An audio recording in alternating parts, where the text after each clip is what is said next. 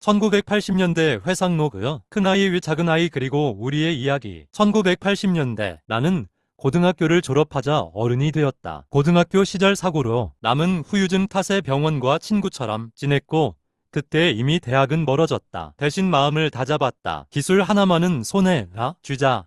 그래서 서울 누나 집에 들어가 학원을 다녔다. 기름파동의 여파로 열관리가 유망하던 시절이었다. 내 미래가 뚜렷하지 않았기에 자격증이라는 확실한 줄을 붙잡고 싶었다. 얼마 지나지 않아 열관리 기능사 2급을 취득했고 회사에 입사했다. 열관리 기사 일을 맡으며 누나 집에서 생활했다. 삶이 잠시 숨을 고르는 듯하던 때 나는 사랑을 하고 있었다. 그녀는 기출문제를 내고 나는 밤마다 풀었다. 그렇게 냉동기능사 자격증까지 따게 되었고 그 작은 종이 한 장이 월급을 조금이라도 올려주던 날 우리는 세상이 아주 조금은 우리 편이 된 것 같았다. 그러나 인생은 늘 좋아졌다 싶은 순간 다른 문을 열어젖혔다. 이병영장이 나왔고 나는 군에 들어갔다. 강원도 양구 낯선 땅에서 30개월을 버티는 동안 집에서는 또 다른 사고가 터졌다. 군 생활 중 매형의 교통사고 소식을 들었다. 전역하고 돌아왔을 때 매형은 병원에 누워 있었고 누나는 그 곁을 지키며 버티고 있었다. 나는 누나를 도왔다. 그때 나는 알았다. 가족이라는 건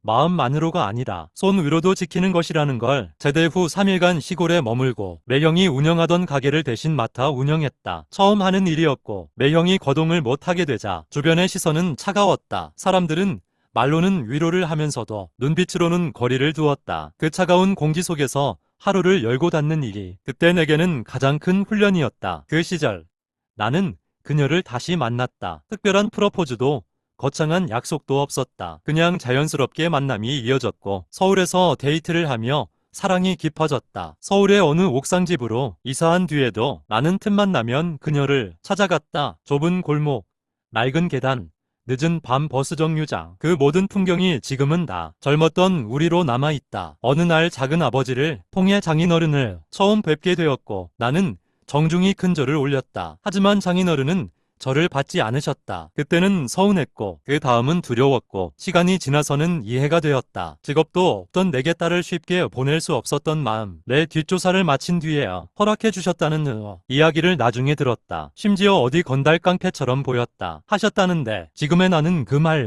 속에 들어있던 딸을 지키려는 아버지의 본능을 더 선명하게 읽는다. 결혼 후 장인어른은 누구보다 나를 아껴주셨다. 농번기에도 함께 일하게 하지 않으셨고 둘째 사위만 끼고 본다는 말이 나올 정도로 나는 특별한 사랑을 받았다. 그 사랑은 젊은 가장이 흔들리지 않게 잡아주던 조용한 버팀목이었다. 그리고 우리에게 진짜 삶이 시작된 집이 있었다. 우리는 대출받아 2천만 원짜리 반지하 집을 마련했고 그 집에서 큰아이가 태어났다. 당시 우리의 월급은 각각 42만 원 정도를 받았고 그 중에서 매달 50만 원을 대출 상환을 해야 했고 남은 30만 원으로 생활을 꾸려야 했다. 비가 오면 반지하 방은 물이 찼고 우리는 밤새 물을 퍼냈다. 그 눅눅함과 냄새와 차가움은 세월이 흘러도 사라지지 않는다. 지금도 큰아이가 비염과 약한 체질을 지닌 것을 떠올리면 나는 마음이 먼저 젖는다. 그때 내가 더 잘했어야 했는데 라는 후회는 시간이 갈수록 더 또렷해진다. 2년 후 우리는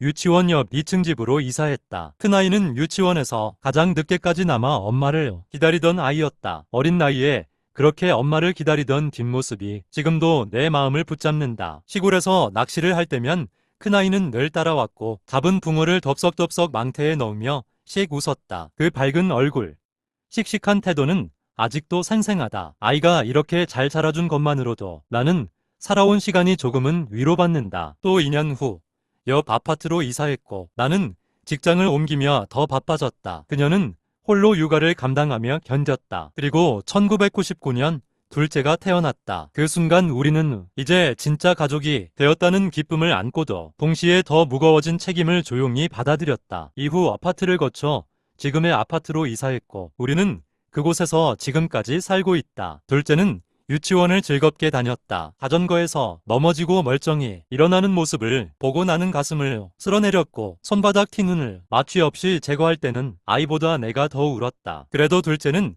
트라우마 없이 건강하게 자라주었다. 그 사실 하나로 나는 오늘도 고맙다는 말을 배운다. 바쁘게 살다 보니 아이들과 여행 한 번 제대로 가지 못했다. 어린 두 자녀는 늘 그녀와 해외여행을 다녔다. 이제 돌이켜보면 미안하고 가슴이 아프고 서글프다. 하지만 그럼에도 무탈하게 잘 자라준 큰아이와 둘째, 그리고 묵묵히 버텨준 그녀가 있다. 1980년대는 부족했고 거칠었지만 이상하게도 기억 속에서는 따뜻하다. 젖은 반지하의 밤도, 차가운 시선의 거리도, 유치원에서 엄마를 기다리던 아이의 저녁도 결국 우리 가족을 가족으로 만든 시간이었다. 이후로 세월은 흘렀고 세상도 변했다. 큰아이는 외국에서 살고 작은 아이는 기업체에서 일을 하며 우리 가족은 매년 틈틈이 휴가를 쪼개어 6회 정도의 세계 여행을 하고 있으며 앞으로도 그러할 것이다. 지금까지 잘 살아온 우리 가족에게 감사함을 전한다. 큰아이에게, 작은아이에게, 그리고 묵묵히 자리를 지켜준 그녀에게 고맙다. 정말 고맙다.